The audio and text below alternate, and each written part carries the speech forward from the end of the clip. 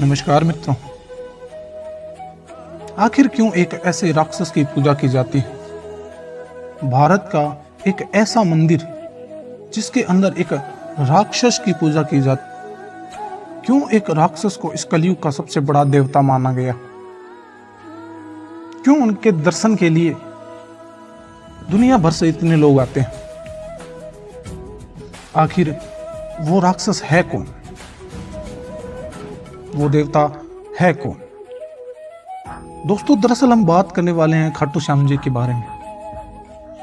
आज की इस वीडियो में हम जानेंगे कि खाटू श्याम जी को श्याम जी का नाम कैसे मिला, उनका मूल नाम क्या था, उनके बारे में जितनी भी जानकारी हम आपको देंगे शायद आपको पता ना हो, क्योंकि आजकल खाटू श्याम जी का नाम अक्सर लोगों की जुबान पर बना है, लेकिन उनके इतिहास के बारे में किसी को जानकारी नहीं।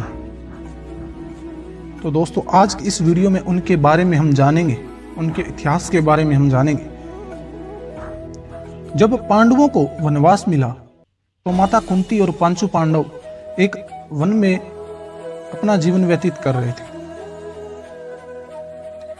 एक समय की बात है, जब वे वन में सो रहे थे, उस स्थान के पास ही एक हिडंबन नामक राक्षस अपनी बहन हिडंबी सहित रहता था।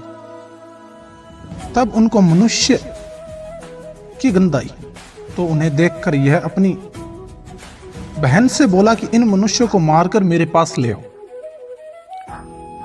अपने भाई के आदेश अनुसार वह वहां गई, जहां सभी भाई और द्रौपदी सो रहे थे और भीम उनकी रक्षा में जग रहे थे। तब हिडंबी ने भीम का स्वरूप देखकर उस पर मोहित हो गई और मन में यह सोचने लगी कि मेरे लिए उपयुक्त पति यही हो सकता है। उसने भाई की परवाह किए बिना भीम को पति मान लिया। कुछ देर बाद हिडंबी के वापस न लौटने पर हिडंबासुर वहां आया और स्त्री के सुंदर भेष में अपनी बहन को भीम से बात करते देख वह क्रोधित हुआ। तत्पश्चात हिडंबी के अनुनय विनय से माता कुंती व युधिष्ठिर के निर्णय से हिडंबी और भीम का गंधर्व विवाह हुआ। कुछ समय के बाद हिडंबी गर्भवती हुई और उसने एक बच्चे को जन्म दिया जिसका नाम था घटोत्कच। हिडंबी ने कहा कि मेरा भीम के साथ रहने का समय समाप्त हो गया, जिसके पश्चात हिडंबी और घटोत्कच भीम की आज्ञा लेकर वहां से चले गए। धीरे धीरे समय व्यतीत हुआ और महाभारत का युद्ध शुरू हो गया, जिसके उपरांत घटोत्कच का पुत्र हुआ बार्बरीक। घटोत्कच की पत्नी थी माता मौरवी। माता मौरवी ने बार्बरीक को जन्म दिया। घटोत्कच का पुत्र होने के कारण बार्बरीक अत्यंत शक्तिशाली था, महाबली था। जिसके बाद माता के कहने पर बार्बरीक ने माता पार्वती की अत्यंत कठिन तपस्या की, जिसके बाद माता ने 3 ऐसे बाण प्रदान किए जिससे वह पूरे संसार को हरा सकता था। बर्बरीक दुनिया का सर्वश्रेष्ठ धनुर्धर थे। बर्बरीक के लिए 3 बाण ही काफी थे, जिसके बल पर वे कौरव और पांडवों की पूरी सेना को समाप्त कर सकते थे। इधर महाभारत का युद्ध छिड़ा हुआ था। तब बर्बरीक की इच्छा हुई कि वह भी महाभारत के युद्ध में भाग ले। तब माता मौरवी ने बर्बरीक से 2 वचन मांगे थे। पहला वचन, माता मौरवी ने पहला वचन ये मांगा कि वह उस तरफ से लड़ेगा जो पक्ष हारता हुआ दिखाई देगा। दूसरा वचन ये मांगा कि वह कभी भी कोई भी कुछ भी मांगे वह मना नहीं करेगा।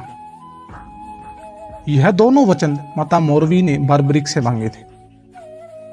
तब बारबरीक ने दोनों वचन माता मौरवी को दिए थे।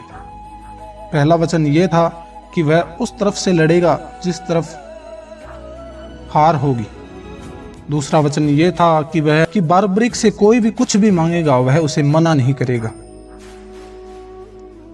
फिर बारबरीक भीम के पास आए और कहा कि मैं भी इस युद्ध में भाग लेना चाहता हूं। जिसके उपरांत श्री कृष्ण ने कहा कि अभी तुम बालक हो, तुम क्या कर लोगे, अभी तुम्हारी खेलने की उम्र है। तब बारबरीक ने जवाब दिया कि मेरे पास इतनी शक्ति है कि मैं कौरव सेना को एक झटके में हरा सकता हूं। तब श्री कृष्ण ने कहा कि मैं कैसे मान लूं। तब श्री कृष्ण बारबरीक को एक पीपल के पेड़ के नीचे ले गए और कहा कि इस पेड़ की सारी पत्तियों तुम्हें एक ही तीर से इन सारी पत्तियों को भेदना होगा। जिसके बाद बारबरीक ने अपना एक तीर चलाया और पेड़ की सारी पत्तियों को भेद दिया। उसी समय एक पत्ती टूटकर जमीन पर गिरी, जिस पर भगवान श्री कृष्ण ने अपना पैर रख लिया। सारी पत्तियों को भेदने के बाद बारबरीक का वह तीर भगवान के पैर पर मंडराने लगा। तब बारबरीक ने कहा कि हे प्रभु, आप अपना पैर हटा लीजिए,